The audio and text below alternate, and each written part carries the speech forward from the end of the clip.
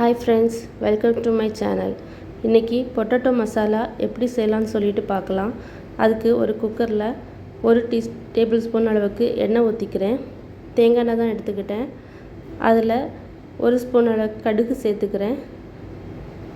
கடுகு பொட்டின உடனே 1 ஸ்பூன் அளவுக்கு பெருஞ்சீரகம் சேர்த்துக்கணும். பெருஞ்சீரகம் வறுபட்ட உடனே ஒரு அரை டீஸ்பூன் கடலைப்பருப்பு சேர்த்துக்கோங்க. அதில் ஒரு 1/4 டீஸ்பூன் நல்ல மிளகு சேர்த்துக்கோங்க. போட்டு நல்லா வறுத்துக்கோங்க. வறுத்துட்டு அதில் இஞ்சி பூண்டு பேஸ்ட்டு சேர்த்துக்கணும். சேர்த்துட்டு நல்லா வறுத்துட்டேன். நல்லா வறுத்த உடனே ஒரு 2 பச்சை மிளகாய் கட் பண்ணி சேர்த்துக்கோங்க. இப்போது ஒரு பெரிய வெங்காயத்தை ஸ்லைஸ் பண்ணி வச்சுருக்கேன். அதை நான் அதில் சேர்த்துக்கிறேன்.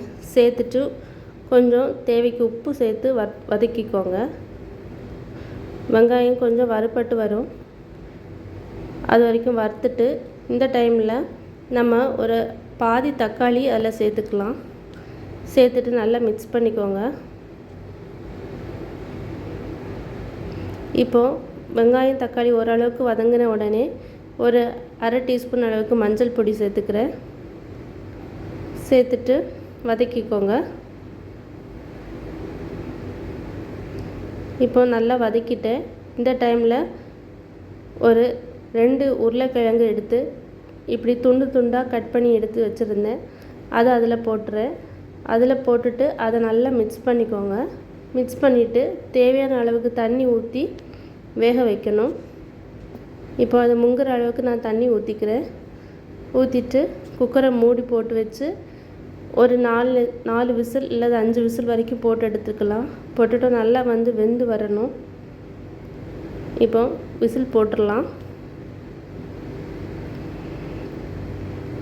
இப்போ இதை ஓப்பன் பண்ணி பார்க்கலாம். பார்க்கும்போது உருளைக்கிழங்கு நல்லா வெந்திருக்கும்.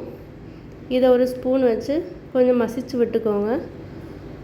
இந்த டைமில் ஒரு 2 டேபிள் ஸ்பூன் அளவுக்கு கடலை மாவை கொஞ்சம் தண்ணி ஊற்றி கலக்கி இந்த மாதிரி தண்ணியாக எடுத்து வச்சுக்கோங்க. இதை அந்த உருளைக்கிழங்கு மசாலாவில் சேர்த்துக்கோங்க. சேர்த்துட்டு நல்லா மிக்ஸ் பண்ணிக்கணும். அந்த கடலை மாவு கொஞ்சம் வெந்து வரணும். அது வரைக்கும் மிக்ஸ் பண்ணுங்கள்.